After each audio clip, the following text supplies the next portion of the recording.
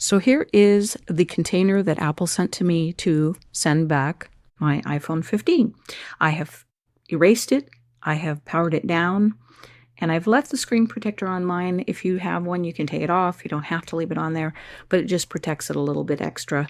And in this case, they have directions on it as to how they want it mailed, but basically you just do this. You put it in there, you make sure it's powered down, you fold these things in there.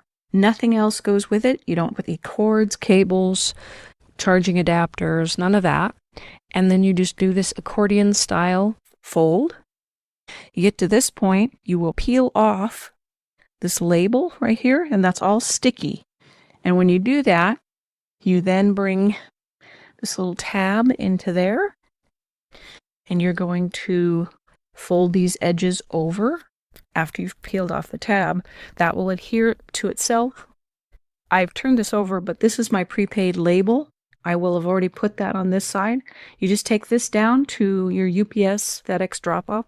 Mine is with FedEx Express. Yours may be different, but the process is the same.